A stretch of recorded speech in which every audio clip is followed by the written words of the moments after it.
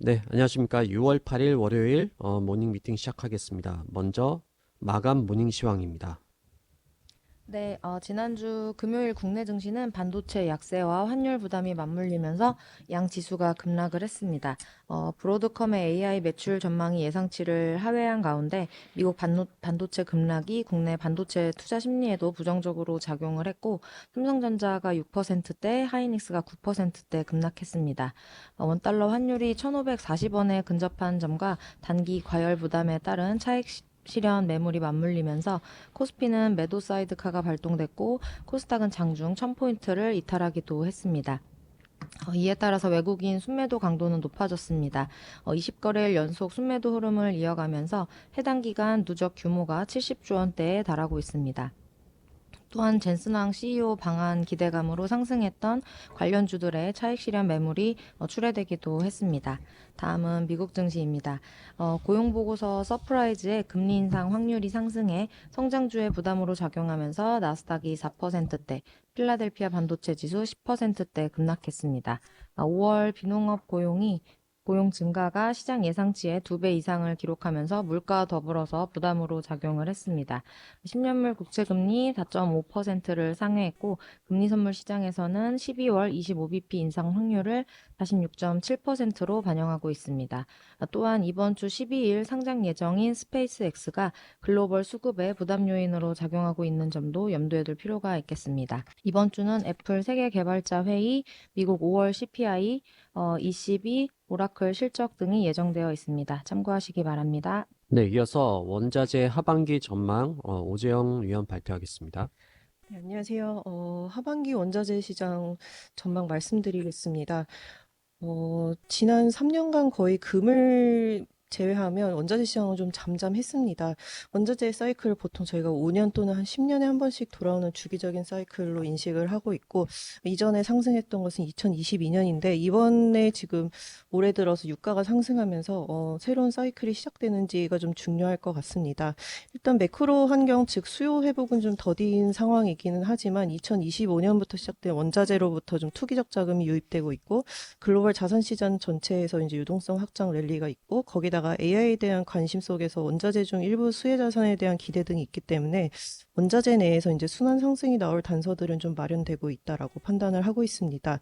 금만 상승하는 시기랑 다르게 국제유가 자체는 유가가 상승하면 다른 원자재 시장 전반의 비용 상승 압력으로 확대가 되고 있고, 또한 이제 지정학적 리스크가 있기 때문에 이제 원유 가격 상승이 이제 천연가스라든지 비료 가격 반응이 크기 때문에 결국 농산물 등 다양한 좀 원자재로 연결될 수 있다라고 생각을 하고 있고, 장기적인 상관관계는 이제 원유와 구리, 알루미늄 등 실물 연동 원자재도 좀 상관관계가 높습니다. 특히 하반기에는 전쟁이 끝난다면 전후 복구 수요라는 기대도 있고, 가장 큰 기대는 러우 전쟁이지만 여기는 아직 끝나지 않고 있지만 미 이란 전쟁은 좀 빠르게 종전한다면 복구 수요까지 좀 기대를 하고 있습니다. 저희는 지난해 연간 전망에서 금의 독주가 좀 완화되고 원자재 내 순환 상승이 있을 것으로 예상을 해왔고, 그 수혜가 천연가스와 구리가 있을 거다라고 생각을 했습니다. 다만 이제 미 이란 전쟁은 예상을 하지 못했지만 원유 가격의 상승은 이러한 순환 상승을 더 뒷받침할 거로 생각을 하고 있고, 여전히 구리나 뭐 알루미늄 그리고 천연가스에 대한 기대가 좀 높게 가져갈 필요가 있다라고 생각을 하고 있습니다. 특히 2026년 들어서 금 가격이 쉬어가기 시작하면서 금 대비 이제 구리 비율이 좀 반전되기 시작하면서 구리 가격과 좀 디커플링이 나오고 있는 상황입니다.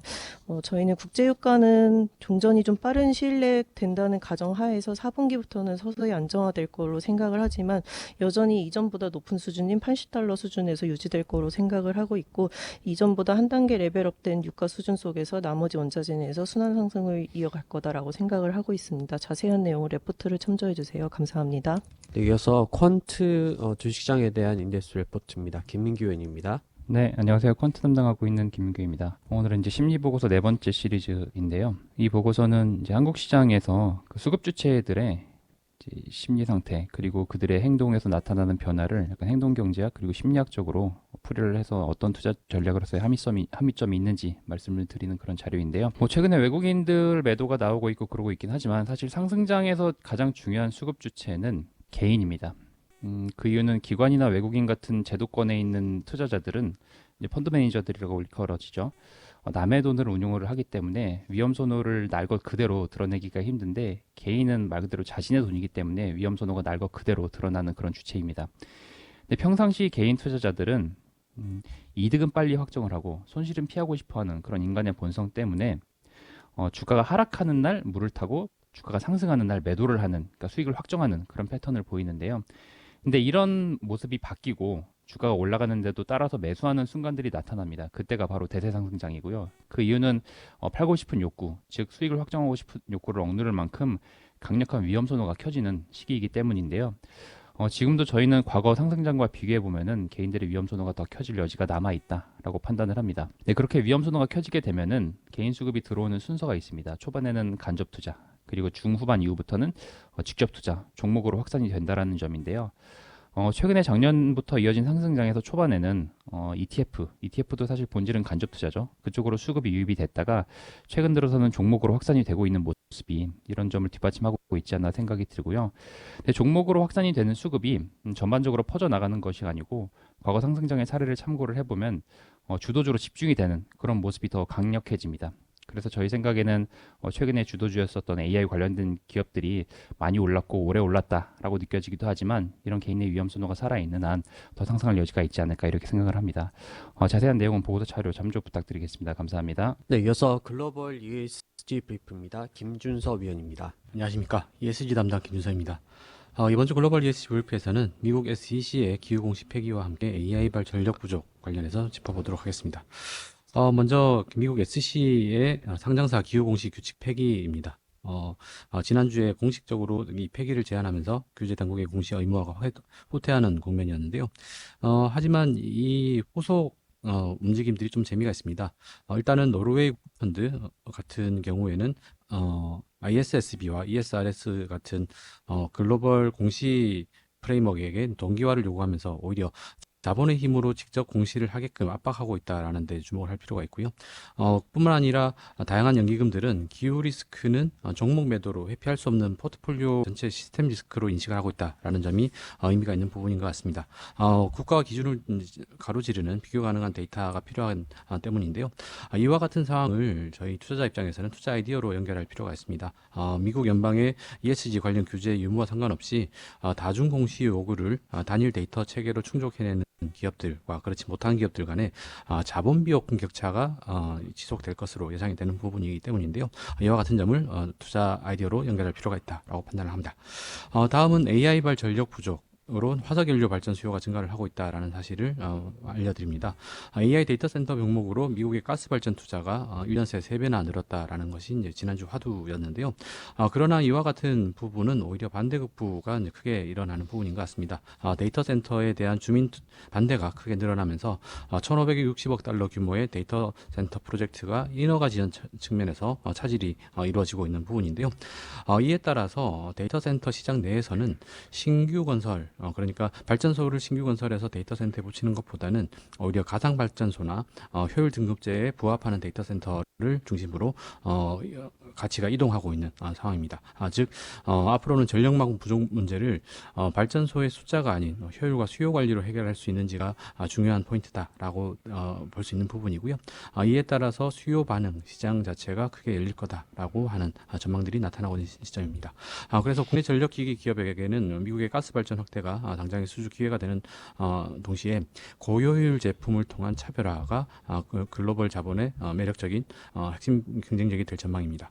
결론적으로 따져보면 규제 완화와 인프라 병목이라고 하는 단기적 불확실성은 있습니다만 자본의 눈높이는 공시의 실질적인 신뢰성과 에너지 운영 효율성에 있다라는 점을 주목할 필요가 있겠습니다. 자세한 내용은 리포트를 참고했으면 좋겠습니다. 이상입니다. 네, 이어서 삼성 E&A 발표가 있겠습니다. 장문준 위원입니다. 건설 담당 장문준 연구원입니다. 삼성 E&A 리포트를 작성을 했고요. 저희가 현대건설과 함께 하반기에 최선호주로 말씀드리고 있는 종목입니다. 조금 설명이 필요한 자료 성격을 가지고 있고요. 일단은 저희가 투자 의견은 바이 목표 주가는 73,500원을 제시하는데 이번에 좀 포인트는 LNG 시장을 어떻게 진출하게 될 것인가에 포커스를 맞췄습니다. 저희는 검증된 모듈러 수익력이 자연스럽게 새로운 상품과 시장을 여는 형태로 전개가 될 것으로 보고 있고요. 기본적으로 지난 자료들에서 수익력이 높아져서 고객이 먼저 찾는 회사가 됐다는 것을 정량적으로 좀 확인을 시켜드렸습니다. 근데 좀 더 주목할 부분은 그 주체가 발주처를 넘어서 이제 라이선서 쪽으로 넓어지고 있다는 점이고요. LNG 시장은 보통 라이센서가 일부 대형 건설사와 폐쇄적으로 연결되어 있어서 신규 진입이 쉽지 않다고 알려져 있습니다. 그런데 좀 재밌는 변화가 있는 것이 원래 LNG 시장을 상당수 점유하고 있는 에어프로덕츠라는 회사가 허니웰이라는 회사한테 LNG 부분을 넘겼습니다. 근데 이 허니웰은 기본적으로 삼성 E&A와 오일앤가스의 라이센서였기 때문에 삼성 E&A와 다각도로 협력을 해왔고요. 대표적인 프로젝트가 25년 미국 와바시 프로젝트였습니다. 워낙 삼성 E&A랑 다양한 작업을 해왔던 회사이기 때문에 그 LNG 중소형 LNG 진출에 있어서 삼성 E&A의 모듈러 수행을 좀 써야겠다라고 판단을 했던 것 같고요. 특히 이제 에너지 공급 다각화가 핵심 아젠다로 부상하면서 비중동 중소형 LNG가 사업성과 당위성을 동시에 확보하고 있는 구간입니다. 현재 삼성 E&A가 허니웰과 약 2개 정도의 프로젝트를 북미에서 중소형 LNG로 추진하고 있는데 하반기부터 성과가 좀 보일 것으로 보고 있어서 기존의 경쟁력이 어떻게 새로운 시장과 상품으로 자연스럽게 확장되는지 주목할 필요가 있겠습니다. 네, 이어서 제약산업 위클리 자료입니다. 신지훈 위원입니다. 안녕하세요. 제약바이오 담당 신지훈입니다. 제약바이오 주간 자료이고요. 해당 주간 자료에서는 최근 있었던 기술 이전 계약 내역과 뉴스 등을 간단하게 정리해서 전달드릴 계획입니다. 현재 글로벌 기술 이전은 사상 최대 페이스로 지속이 되고 있습니다. 빅파마들의 블록버스터 특허 만료가 2030년 이후까지 계속해서 지속될 가운데 외부 파이프라인 도입이 지속되고 있는데 라이선싱 규모는 작년 대비해서 40% 정도 상승력을 보이고 있고 M&A 규모는 130% 작년 대비해서 증가하는 추세를 보이고 있습니다. 이런 기술 이전 트렌드는 여전히 중국과 그리고 AI에 해당하는 트렌드를 보이고 있는데 특히 중국 기업의 라이선싱 규모는 전년 대비해서 160% 상승하면서 글로벌 라이선싱 계약 내 비중이 작년 40% 수준에서 올해 55%까지로 절반을 넘어선 상황입니다. 그리고 그 외에 RNA 같은 경우에는 릴리가 최근에 6월 3일 RNA 편집치료 재개발사 아시디안과 총 10억 달러의 계약을 체결을 했고 RNA 바이오텍인 엘라엘람이 인셉티브와 총 계약 규모 최대 20억 달러의 계약을 체결하면서 AI를 이제 RNA까지 활용을 하겠다라는 어떤 전략을 확보한 상태입니다.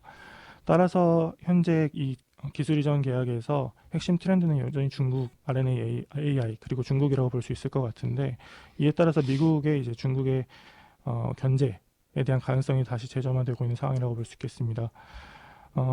지난 6월 2일 미국 하원에서 빈사 액트라는 것이 발의가 되었는데 이 빈사 액트는 기존의 코인스 액트라는 투자 심사법에 중국의 바이오 업종을 추가를 해서 중국형 라이선싱이나 조인트 벤처, 지분 투자 같은 것을 재무부와 국방부 심사 대상으로 두는 법안이고요.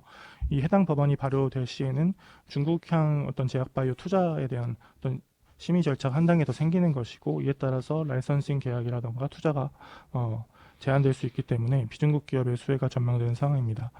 다만 이 법안은 해당 법안 단독 통과 가능성이 낮고 아직까지는 초기 단계이기 때문에 좀 지켜봐야 될 필요가 있지만 지난해 바이오 시큐어 액트가 국방수관법에 포함돼서 통과가 된 것을 봤을 때 동일한 루트로 통과될 가능성이 있고 이번 주에 상원 군사위원회 회의가 예정되어 있기 때문에 해당 법안이 국방수관법에 포함돼서 논의될 경우 연내 통과될 가능성도 아직은 존재하는 상황이다라고 볼 수 있습니다. 바이오 시큐어 액트도 이제 작년에 발의가 되고 통과가 되고 나서 현재는 시장의 관심에서 멀어져 있지만 여전히 주목할 필요가 있을 것으로 판단을 하고 있습니다. 12월 18일에 이제 정확하게 어떤 기업을 제재를 할지 명시를 하는 우려 기업 명단 지정이 예정되어 있기 때문에 이 명단 확정이 다가올수록 비중국 기업, 특히 한국 기업의 중국 대체 수혜 기대가 재부각될 가능성이 존재한다라고 판단하고 있습니다. 이 외에도 국내 기업의 글로벌 성과가 이어지고 있는 점 또한 섹터의 긍정적인 모습인데요. 릴리가 최근 녹십자 관계사 큐레보를 인수했고 한미약품이 릴리와 기술 이전 계약을 체결을 했고 오스코텍 또한 아지오스의 기술 이전 계약을 체결을 하면서 연초 슬로우했던 기술 이전 트렌드가 최근에 작년 대비해서 조금 더 높은 비중으로 올라왔습니다. 따라서 이러한 두 가지 이슈들을 계속해서 주목할 필요가 있고 여전히 코스피 대비해서 제약과 생명공학은 언더퍼폼하고 있는 모습이지만 섹터 반등의 불씨가 남아있다라고 판단하고 있습니다. 이상입니다. 네, 이어서 레저 산업 4월 여행 수지에 대해서 최용현 위원 발표하겠습니다. 네, 4월 여행 수지 발표됐는데 이제 5억 달러 전년 대비 이제 개선되는 모습을 보였습니다. 이제 여행 수지는 일반적으로 일반 여행 수지랑 유학 연수 수지로 구분할 수 있는데, 일반 여행 수지가 지금 3월에 이어서 4월에도 지금 흑자를 보이면서 견조한 분위기를 이어가고 있습니다. 저희는 5월, 6월은 4월보다 더 좋을 것이라고 생각을 하고 있는데요. 5월 같은 경우에는 중국 노동절, 일본 골든위크 연휴 효과가 있고요. 6월의 경우에는 이제 BTS 부산 콘서트 효과로 이제 3월 광화문 콘서트와 같은 영향 주지 않을까라고 생각을 하고 있습니다. 최근에 레저 관련된 기업들 월간 실적 보면 실적 올라오는 게 보이고 있는데, 저희는 단기적으로 파라다이스 가장 추천하고 있는 상황이고요. 그런데 이제 중장기로는 롯데관광 개발을 추천하고 있습니다. 그 이유는 이제 결국 지금 인바운드 수요를 이끌고 있는 관광객은 중국인이고, 중국인 익스포저가 가장 큰 기업은 롯데관광이기 때문입니다. 이상입니다. 이상으로 6월 8일 모닝 미팅 마치도록 하겠습니다. 감사합니다.